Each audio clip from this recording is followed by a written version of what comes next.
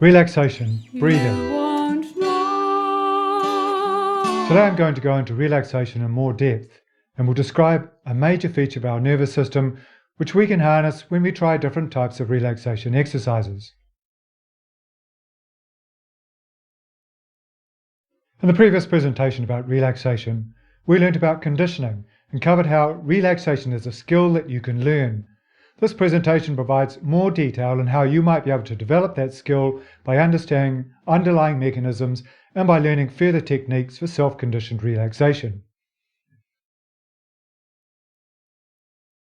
The human nervous system is roughly divided into two parts, sympathetic and parasympathetic. Generally, these two work in opposition, so that when one part is triggered, the other part is dormant.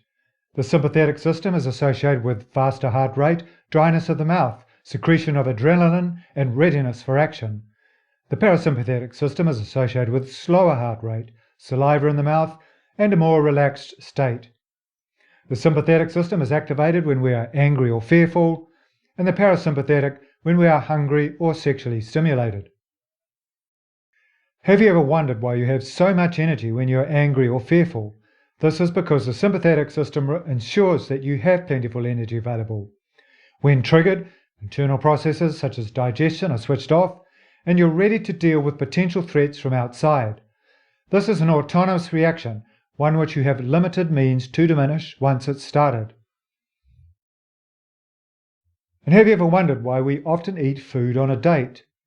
Eating and sexual attraction go hand in hand. They both trigger the same part of the nervous system. When the parasympathetic system is activated, energy production diminishes, internal metabolism increases, and we have a general feeling of well-being, helped along by a number of different hormones. This response is also autonomous, and often we have little control and sometimes with embarrassing consequences.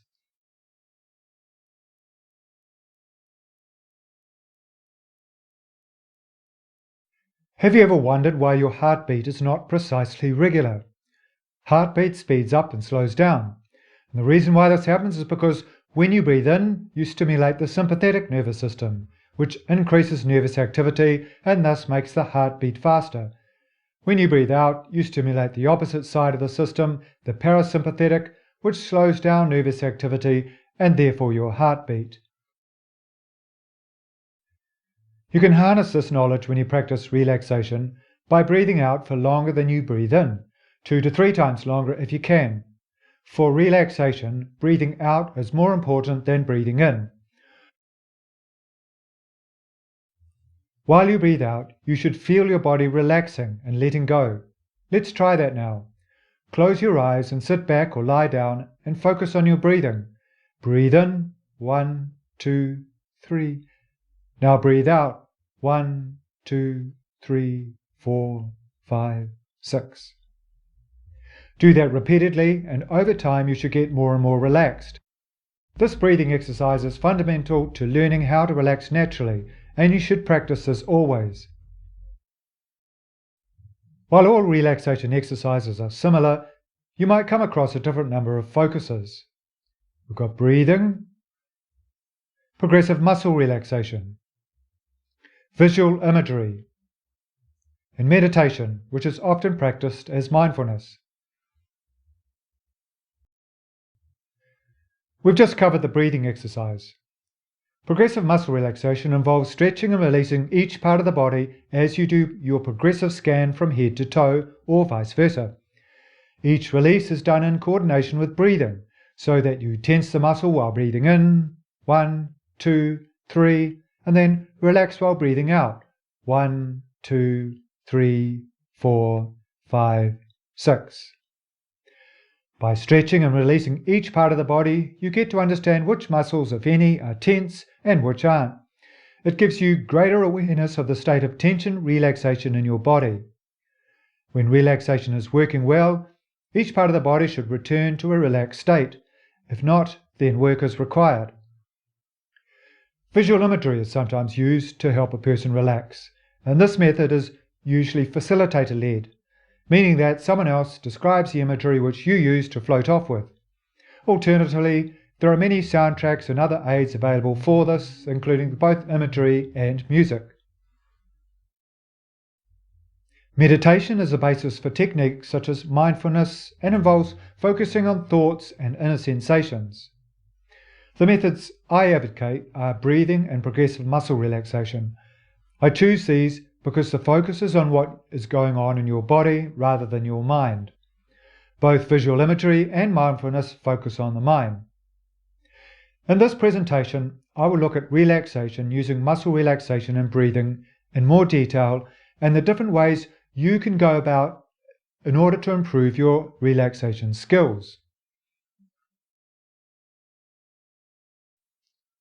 We now examine relaxation in different postures. The easiest place to start with relaxation exercises is lying down. This is how it is mostly done in current practice. Find a quiet spot on the floor and lay down on a yoga mat or similar. You should be on a relatively hard surface rather than a soft surface like a mattress. This is so that you can actively apply the relaxation and not rely on the immediate environment to do it for you. Also, it is good to feel the weight of your body in contact with the floor as if you are being pinned down by gravity and held against your will as you glide off into a relaxed state. There are very few situations in the outside world where you have the opportunity to do relaxation exercises while lying down. So reserve this for training yourself in the principles of relaxation while at home. It is also good for handling some emotional situations, which I cover in later presentations. It is relatively easy to do relaxation exercises while seated. You'll need a straight back chair or just use a stool. Posture is important. Relaxation exercises are futile without good posture. I've got a separate presentation that covers posture if this is not something you're good at, and you'll find a link in the description below. Once you have the posture, close your eyes and do relaxation exercises while hands are placed somewhere neutral, say on your lap or by your sides. And there are many opportunities in the outside world to practice relaxation while sitting down. I've spoken about sitting exams and waiting for job interviews, but there are plenty of other situations and you don't know what they are until you find yourself in them. As previously emphasized, the more you practice relaxing in these situations, the better you will be at it, until, if you persist, you will gain mastery, not only of the relaxation itself, but the situation that you use it in. You will become conditioned to relax and pass that exam or get that job or whatever else it is that you are doing. Doing relaxation exercises while standing also involves good posture. While maintaining a good posture, go through the exercise with hands by the sides and allow yourself to melt into the floor. Feel the ground push up through the soles of your feet. Breathe out for 2 to 3 times longer than you breathe in. Nice, long, slow breaths. Doing relaxation exercises standing up in the outside world is not so easy. You may not be able to shut your eyes, for instance, but it is still worth doing. And once you are familiar with a technique that works for you, then it should be relatively effective, and there could be lots of situations where you can use it to your benefit. When you finally reach the end of the customer service queue that you waited in for half an hour, rather than being snappy at the attendant, you might find the presence of mind to find something to joke about and help relieve the potential stress everyone is experiencing in relation to the long queue. Now we move on to conditioning relaxation with background noise.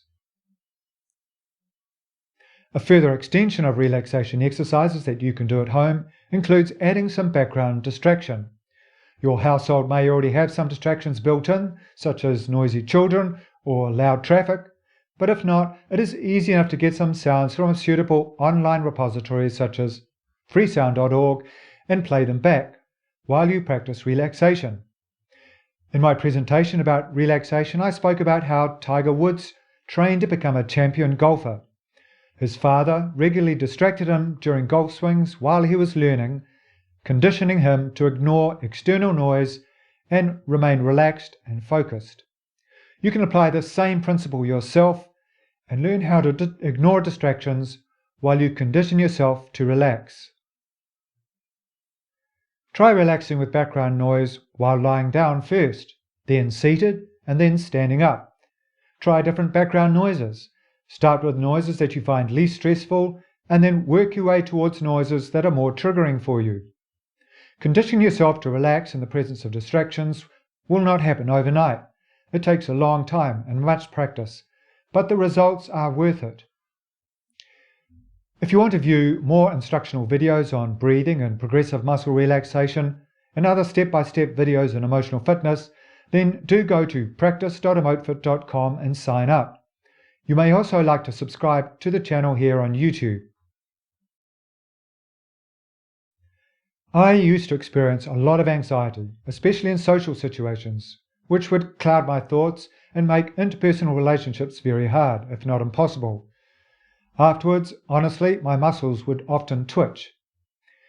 I was adamant to tackle this problem, and over many years I used breathing relaxation exercises to reduce the anxiety while at the same time making an effort to always participate in conversations, no matter how hard it was for me. Now, many years later, I feel no social anxiety and I enjoy social interactions. You have it within your capacity to better control your heart rate and your nervous system if you apply yourself to learn how to do it. In addition, you can prepare yourself better for the outside world by doing self-conditioning relaxation exercises in the safety of your home. My challenge to you is that the greatest technology available to you is what you can find within yourself to manage your sense of well-being and help control your life. We all too often look for solutions outside of ourselves, when in actuality the greatest solutions can be found within. Do some research on what I have proposed in this presentation and practice for yourself. Thank you for watching.